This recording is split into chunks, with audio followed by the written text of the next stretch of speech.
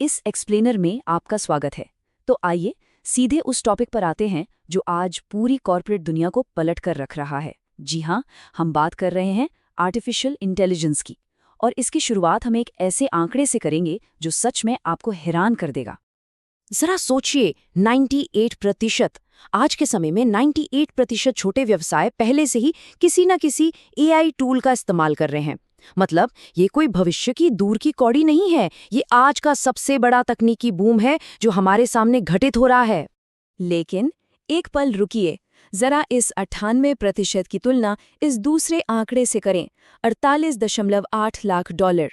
ये किसी data breach या डेटा उल्लंघन की वैश्विक औसत लागत है। और यहीं से इस तकनीक का एक छिपा हुआ, काफी खतरनाक पहलू सामने आता है। सीधे शब्दों में कहें तो एआई एक दोधारी तलवार है जिसे समझना आज हमारे लिए सबसे ज्यादा जरूरी है। तो आज की हमारी इस चर्चा में हम 4 अहम पहलुओं पर बात करेंगे। पहला, व्यापार में एआई का उछाल। दूसरा, इसके छिपे हुए खतरे। तीसरा, नैतिकता की जरूरत। और आखिर में भविष्य के प्रशासन पर नजर डालेंगे। चलिए शुरू करते हैं। भाग 1, व्यापार में एआई का उछाल। आइए देखते हैं कि कैसे यह कॉर्पोरेट ग्रोथ के लिए एक बेहद शक्तिशाली इंजन का काम कर रहा है। देखिए, हम इस वक्त एक बहुत बड़े बदलाव के गवाह बन रहे हैं। अब बात सिर्फ उस पारंपरिक एआई की नहीं रही जो केवल एक खास काम करता था। आज दौर है जेनरेटिव एआई का। ये सिर्फ डेटा का विश्लेषण नहीं करता, बल्कि पूरी तरह से नई चीजें क्रिएट करता है और ऑडियंस को बिल्कुल डायनामिक तरीके से टारगेट कर सकता है। ये सच में एक गेम चेंजर है। और इसका असर कितना बड़ा है? मैकेंजी के शोध को ही लें तो उनके अनुसार जेनरेटिव एआई बिक्री यानी सेल्स के 20% हिस्से को पूरी तरह से ऑटोमेट कर सकता है। इसका सीधा सा मतलब है एक ऐसे बड़े पैमाने पर हाइपर पर्सनलाइज्ड मार्केटिंग के दरवाजे खुलना जिसके बारे में हमने पहले कभी सोचा भी नहीं था। अगर हम जमीनी हकीकत देखें, खासकर दक्षिण पूर्व एशिया में, तो कंपनियां कमाल कर रही हैं। ग्रैब को ही देखिए, वो ग्राहकों के इंतजार का समय कम करने के लिए मशीन लर्निंग का इस्तेमाल कर रहे हैं। वहीं गोजेक अपनी लॉजिस्टिक्स और रूट ऑप्टिमाइजेशन के लिए पूरी तरह एआई पर निर्भर है। ये साफ दिखाता है कि ऑपरेशंस में इसके कितने बड़े और सीधे फायदे हैं। लेकिन जैसा कि हम सब जानते हैं, हर सिक्के के 2 पहलू होते हैं। तो बढ़ते हैं भाग 2 की तरफ, छिपे हुए खतरे। इस जबरदस्त प्रगति के साथ जो गंभीर जोखिम आ रहे हैं, उन्हें नजरअंदाज नहीं किया जा सकता। अब पर्यावरण पर इसके असर को देखिए, ये वाकई चौंकाने वाला है।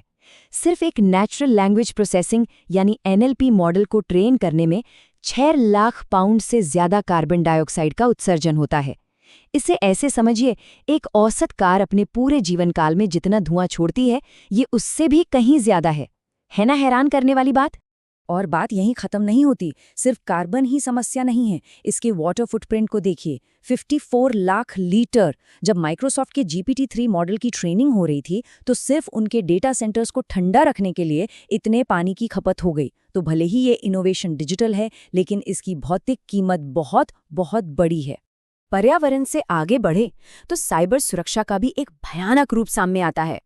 कुछ लोग एआई का गलत इस्तेमाल करके दूसरों की आवाज़ों की हूबहू नकल कर रहे हैं।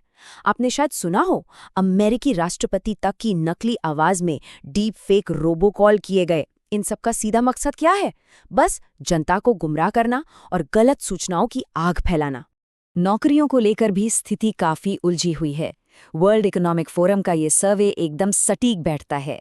एक तरफ लगभग आधे संगठनों को लगता है कि एआई से नई नौकरियां पैदा होंगी, खासकर रोबोटिक्स और मशीन लर्निंग में।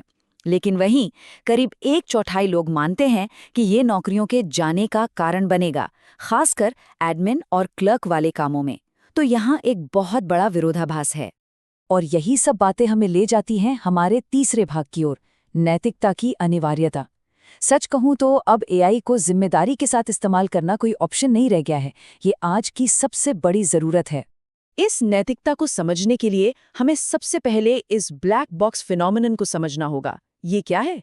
दरअसल कई बार एआई सिस्टम के फैसले लेने की अंदरूनी प्रक्रिया इतनी जटिल होती है कि वो खुद उसे बनाने वाले डेवलपर्स के लिए भी एक रहस्य बन जाती है। अब आप खुद सोचिए, अगर हमें यही नहीं पता कि मशीन कोई फैसला कैसे ले रही है, तो वहां पारदर्शिता और भरोसे की तो धज्जियां उड़ जाएंगी, है ना? इसीलिए इस पूरे एआई लाइफ साइकिल के हर एक कदम पर नज़र रखना बहुत ज़रूरी हो जाता है। चाहे बात डेटा को सुरक्षित रखने की हो, नैतिक मानकों को मानने की हो, या फिर लगातार परफॉर्मेंस को मॉनिटर करने की, हर एक स्टेज पर कड़े चेकपॉइंट्स होने ही चाहिए। इसके बिना आप जवाबदेही तय कर ही नहीं सकते। खैर, थोड़ी राहत की बात यह है कि इंडस्ट्री के कुछ बड़े प्लेयर्स अब आगे आ रहे हैं। उदाहरण के लिए डीप माइंड को देखिए।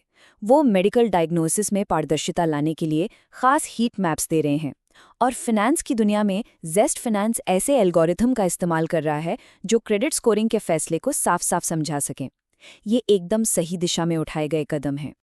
अब आते हैं हमारे आखिरी भाग पर, भविष्य का प्रशासन। इतने सारे जोखिमों को देखते हुए हमें अब कुछ बेहद मजबूत और प्रैक्टिकल फ्रेमवर्क्स की जरूरत है।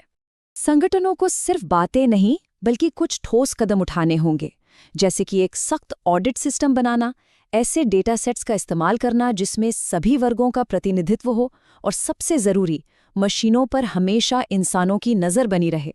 ये वो बुनियादी चीज़ें हैं जिनसे हम एआई को सुरक्षित और निष्पक्ष रख सकते हैं। इसके लिए बिजनेस को कुछ खास टूल्स का इस्तेमाल करना चाहिए, जैसे यूरोपीय आयोग के दिशा निर्देश, या फिर IBM का ओपन सोर्स टूलकिट जिसे AI फेयरनेस 360 कहते हैं। ये सिर्फ थ्योरी नहीं है, ये वो टूल्स हैं जो कंपनियों को पूर्वाग्रह पकड़ने और नैतिकता को बनाए रखने में असल में मदद करते हैं। तो जैसे जैसे ये तकनीक तेजी से आगे बढ़ रही है, मैं आपको एक बहुत ही गंभीर सवाल के साथ छोड़ना चाहूँगा। मान लीजिए, जब कोई ऑटोनॉमस AI सिस्टम कोई ऐसा फैसला लेता है जिससे भारी नुकसान होता है, तो उसके लिए असल में जिम्मेदार कौन है? क्या वो मशीन? क्या वो डेवलपर जिसने उसे बनाया? या फिर वो कंपनी जो उसका इस्तेमाल कर रही है? इस पर गहराई से ज़रूर सोचिएगा।